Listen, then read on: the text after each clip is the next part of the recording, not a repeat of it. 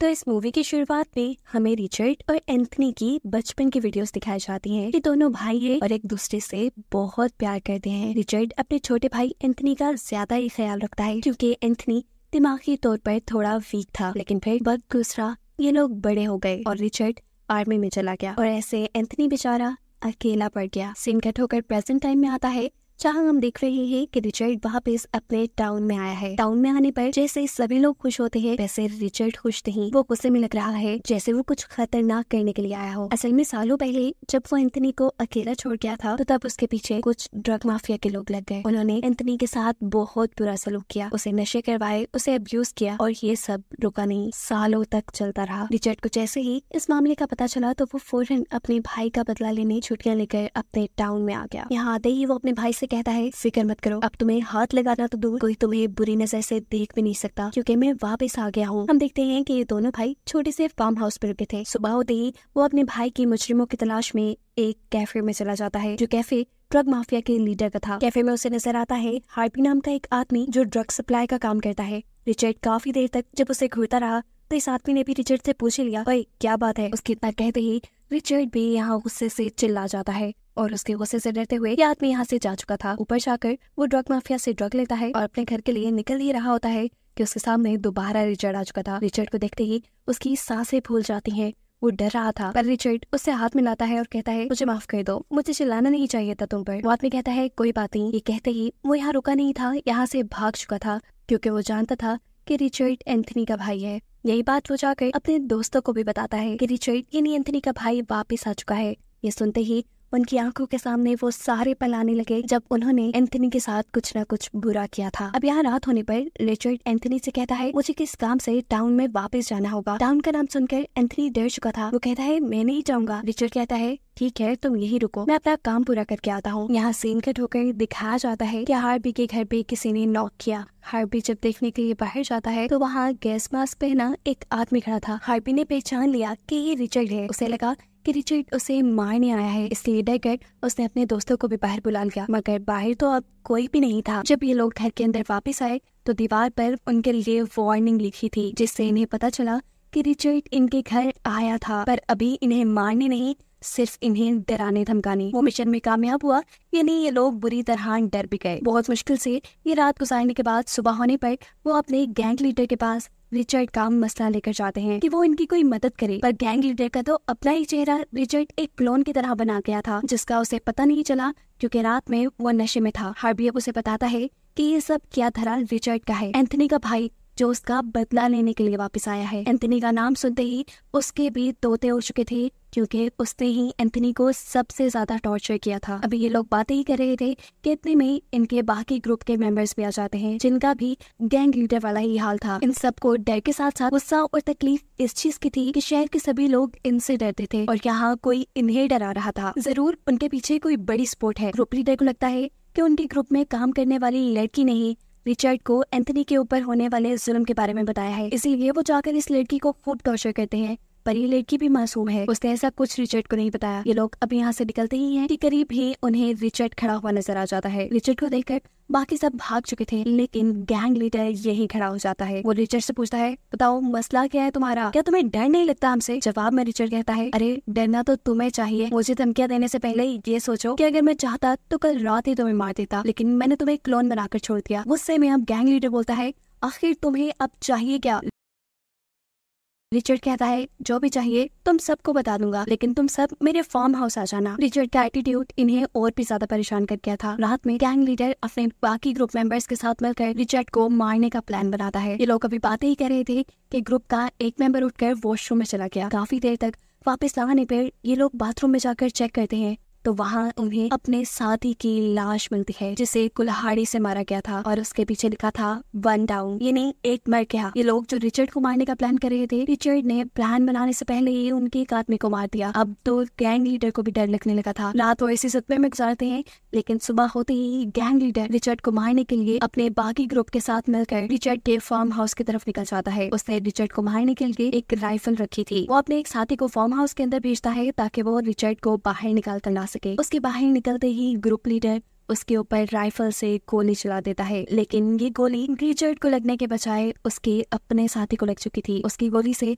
उसका अपना ही साथी मारा गया था। ये बेवकूफ गैंग लीडर सिर्फ एक ही गोली लेकर आया था, क्योंकि उसे लग रहा था कि वो एक ही गोली से रिचर्ड को मार देगा। अब उनके पास कोई हथियार भी नहीं था। ना चाहते हुए अपनी जान बचाने के लिए उन्हें वापस शहर की तरफ जाना पड़ता है। इनकी बुरी किस्मत के थोड़ा ही दूर जाने पर इनकी गाड़ी का फ्यूल खत्म हो जाता है, जिसे डलवाने के लिए वो एक गैस स्टेशन पर रुक जाते हैं। इस टाइम डर के मारे इनकी हालत बहुत खराब थी। यहाँ उनका एक साथी जो बहुत ही ज्यादा डरा हुआ था, वो अब वापस राउंड में नहीं जाना चाहता था, क्योंकि उसे पता था कि रिचर्ड उन्हें मारने वहाँ जरूर आएगा। वो इन सबसे भी कहीं और जाने को कहता है, लेकिन कोई भी उसके साथ जाने को राजी नहीं हुआ, इसीलिए वो अकेला ही इन्हें छोड़कर चला जाता है। एक और बुरी खबर उन्हें ये मिली कि अब उनकी गाड़ी भी खराब हो चुकी है। ना चाहते हुए इन्हें बाकी का सफर पैदल तय करना पड़ता है। ये लोग एक साथ रहने का फैसला करते हैं, क्योंकि ये जानते थे कि जब तक एक साथ रहे तब तक जिंदा रहने के चांसेस ज्यादा हैं। चलते चलते आखिर के लोग गैंग लीडर के घर पहुंच गए। यहाँ आते ही ये लोग अपने अपने वेपन्स उठा लेते हैं और सबसे पहले घर का ऊपर वाला पोर्शन चेक करने के लिए जाते हैं कि कहीं रिचर्ड उनसे पहले यहाँ पहुंचकर छुप तो नहीं गया। छुपा तो वो इनके ही घर में था, लेकिन ऊपर वाले पोर्शन में नहीं,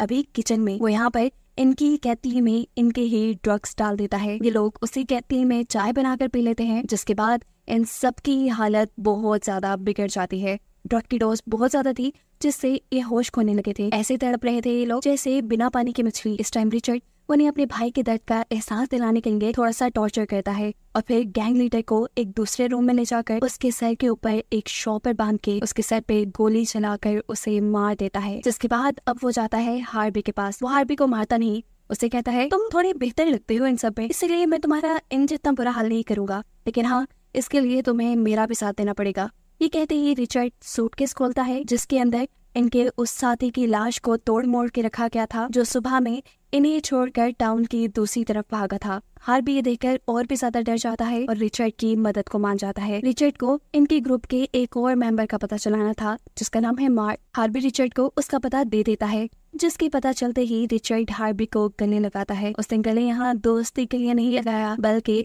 उसने तो यहाँ हार्बी को गले उसे धोखे से मारने के लिए लगाया था। वो पीछे से हार्बी को स्टैब करके मार चुका था। सीन कट होकर अगले सीन में हम देखते हैं कि रिचर्ड अपने भाई एंथनी को लेकर मार्क के टाउन में आ चुका है। यहाँ उसे सबसे पहले मार्क के बच्चे दिखते हैं, जिन्हें वो एक चाकू और एक मास्क देता है और कहता है जाओ बेटा, इन्हें अपने घर ले जाओ और कहना कि ये सोल्जर ने दिए थे। घर जाते ही बच्चे ये मास्क और ये चाकू मार्क को दे देते हैं। मार्क इन चीजों को देखकर डर जाता है। वो इन बच्चों को गाड़ी में बिठाकर वहाँ ले जाने लगता है जहाँ सोल्जर यानी रिचर्ड इन बच्चों को मिला था। ये सब भी असल में रिचर्ड का प्लान था कि मार्क घर से बाहर चला जाए। इस टाइम रिचर्ड उसके घर के पास ही था, जो उसके जाते ही उसके घर पे नॉक करता है और उसकी वाइफ से कहता है कि जब मार्क आए तो उसे बताना कि एंथनी का भाई रिचर्ड आया था। घर आने पर मार्क की वाइफ मार्क को ये बात बता देती है और एंथनी का नाम सुनते ही खौफ से उसका भी दिमाग उलट जाता है। उसे भी अब मौत अपने करीब नजर आ रही थी, इसीलिए मरने से पहले वो अपनी वाइफ को खुद ही सच्चाई बता देता है कि एंथनी उनके ग्रुप का एक छोटा मेंबर था। उसके ग्रुप के सभी लोग मिलकर उसे अब्यूज करते थे, उसे ड्रग्स करवाते थे और वो कुछ कर भी नहीं पाता था, क्योंकि वो थोड़ा सा पागल था। मार्क अपनी वाइफ से कहता है मेरा यकीन मानो, मैंने कभी उसके साथ ऐसा नहीं किया, कभी उसके साथ बुरा सलूक नहीं किया, लेकिन हाँ, मेरी गलती सिर्फ इतनी है कि मैंने बुरा होने से रोका भी नहीं और मेरे ऐसा करने से ये बुराई इतनी बढ़ गई कि एक दिन ग्रुप वालों ने उसे बहुत ओवरडोज कर दिया। फिर अपनी हवस निकालने के लिए उसे बहुत मारा, फिर भी उनका दिल नहीं भरा। तब उसकी गले में फांसी का फंदा डालकर बार बार ऐसे एक्ट करवाया जैसे वो फांसी पर लटक रहा हो। उस टाइम एंथनी चिल्ला चिल्लाकर अपने भाई को बुला रहा था, लेकिन इन सब लोगों ने उसे ये कहकर चुप करा दिया कि अगर तुम ज्यादा चिल्लाओगे तो तुम्हारे भाई को गोली लग जाएगी, वो मर जाएगा। इस सब से भी जब उनका दिल नहीं भरा तो वो उसे एक खतरनाक अंधेरे से भरे कमरे में बंद कर गए, जहाँ एंथनी ने अपने आप को सच में फांसी लगाकर मार दिया। यानी यहाँ कहानी में बहुत बड़ा ट्विस्ट है। जिस एंथनी को हम रिचर्ड के साथ साथ देख रहे हैं, पता चला है कि वो एंथनी तो काफी सालों पहले मारा जा चुका है। रिचर्ड के साथ जो एंथनी हमें नजर आ रहा है वो तो सिर्फ रिचर्ड की इमेजिनेशन है। रिचर्ड को इस चीज का रिग्रेट था कि वो अपने भाई को छोड़ गया और उसके छोड़ जाने की वजह से उसके भाई की मौत हो गई, इसीलिए वो इन सारी चीजों का बदला लेने के लिए यहाँ वापस आया था। रिचर्ड जब अपने भाई एंथनी के फ्यूनरल पे आया था, एक फौजी होने के नाते उसने तभी भाप लिया था कि ये कोई सुसाइड नहीं है, और तभी से वो अपने भाई की मौत के पीछे सच्चाई जानने में लगा था। गुजरते वक्त के साथ साथ उसे ये मालूम हुआ कि ये पूरा ग्रुप ही उसके भाई की मौत का जिम्मेदार था, इसीलिए वो इन सब को मारना चाहता था। अब हम देखते हैं कि रिचर्ड मार्क को लेकर उसी अंधेरे कमरे में आ जाता है जहाँ पर एंथनी ने सुसाइड किया था। वो गुस्से से मार्क से पूछता है बताओ उस दिन जब मेरा भाई मरा तो वहाँ क्या क्या हुआ था। मार्क वो सारी स्टोरी सुना देता है जो अभी उसने अपनी वाइफ को सुनाई थी। वो रिचर्ड से माफी मांगते हुए कहता है, मैंने एंथनी के साथ कुछ बुरा नहीं किया। हाँ, मेरी गलती इतनी थी कि मैंने बुराई को रोका भी नहीं। जवाब में मार्क उसे कहता है कि मैंने सबकी गलतियों के बदले तो ले लिए, लेकिन अब मेरी गलती का हिसाब कौन करेगा। वो यहाँ रोते हुए मार्क को बताता है कि मैं भी अपने भाई एंथनी को बिल्कुल पसंद नहीं करता था, मुझे भी वो बोझ लगता था, इसीलिए मैं उसे छोड़कर चला गया। यही गिल्ट आज तक मुझे सता रहा है। मैंने भी उसके साथ कुछ अच्छा नहीं किया और इस चीज का बदला मुझे भी मिलना चाहिए, तो मुझे मार दो। मार्क उसे यहाँ मारना नहीं चाहता था, लेकिन रिचर्ड के बार बार फोर्स करने पर मार्क उसे पेट में स्टैब करके मार देता है। मार्क की जान बच गई क्योंकि उसने कुछ बुरा नहीं किया। वो अब घर वापस जाने लगा था और उसको दिखाते हुए ये कहानी यहाँ खत्म हो जाती है।